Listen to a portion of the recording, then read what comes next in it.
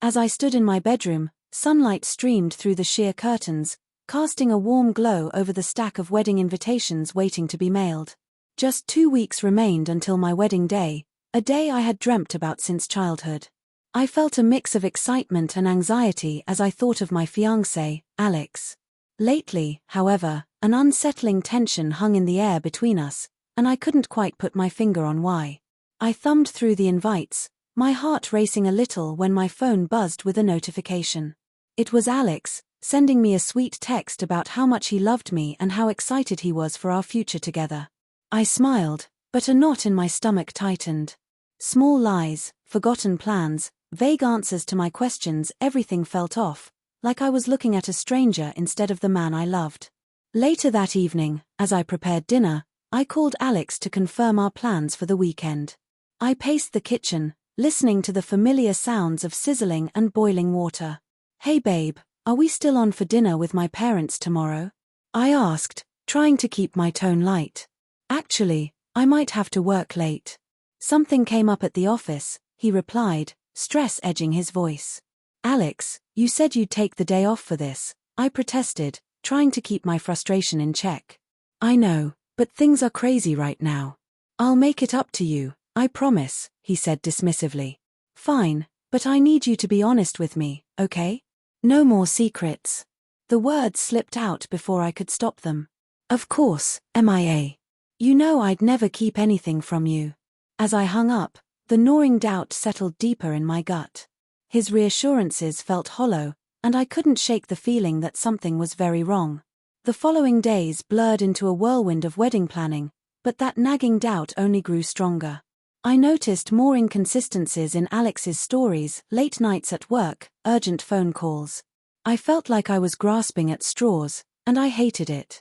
One evening, while Alex was in the shower, my phone buzzed with a notification from his device, which lay carelessly on the kitchen counter. My heart raced with curiosity. I glanced at the screen and saw a message from a contact saved as Jess. Without thinking, I opened it, and my stomach dropped. "I miss you. Can't wait to see you this weekend. Remember, it's our secret." Panic surged through me, a tidal wave of betrayal crashing against my heart. I hadn't heard of any Jess before. Was this his ex-girlfriend? The one he'd mentioned casually in passing, saying they had a history but it was nothing serious. Just then, I heard the water shut off. Alex's voice broke my thoughts as he stepped out of the bathroom, droplets of water glistening on his chest. "MIA, what are you doing?" he asked, his face shifting from confusion to concern. I turned to him, heart racing. "Who is Jess?" He froze, surprise and guilt washing over his features. "What are you talking about?" "The text on your phone. Who is she?" His expression twisted into panic. "I can explain." "No. You need to tell me the truth right now." As we stood there, tension crackling between us, I felt my world collapsing. "Are you still seeing her? Is this why you've been so distant?" "I'm not seeing anyone. Jess is just a friend from college.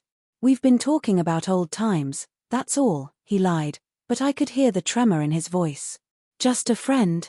You don't need to hide your phone if she's just a friend," I shouted, my heart pounding. "I swear, it's not what you think," he pleaded, backing away slowly. But I felt like I was about to explode. "Then why did you keep it a secret?" "I didn't want to upset you. I knew you'd overreact." The hurt in his words stung. "Overreact? You've been lying to me, Alex. What else have you been hiding?" Just then, my phone buzzed again, cutting through the tension. It was a text from my best friend, Lily, reminding me about the wedding rehearsal later that evening. "You know what? We need to talk later," I said coldly, grabbing my things and storming out. The rehearsal was a chaotic blur. Surrounded by family and friends, I forced myself to smile, but inside, I felt broken. As the rehearsal ended, I pulled Alex aside, my heart racing. "We need to talk. Now." With our family gathered around, I could no longer keep quiet.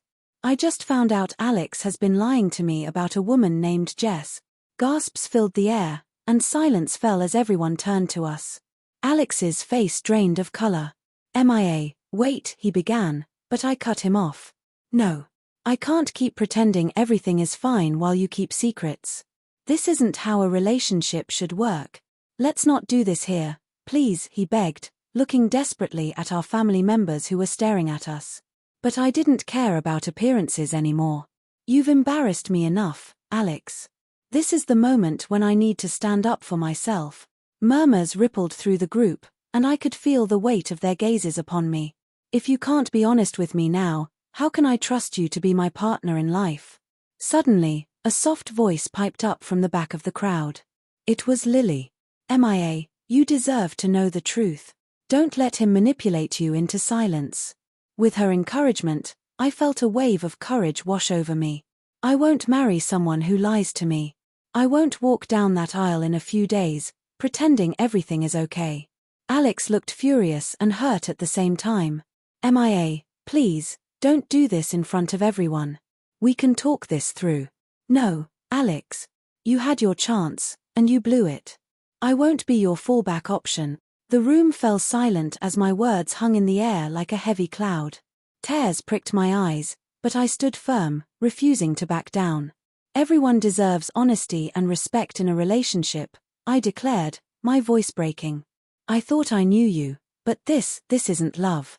With that, I turned and walked away, leaving a stunned silence behind me. In the days that followed, I reflected on the raw emotions that had surfaced. I had chosen to prioritize my self-respect over the facade of a perfect wedding.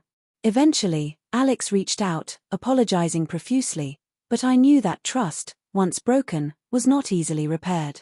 I needed to reclaim my life and redefine what love truly meant for me.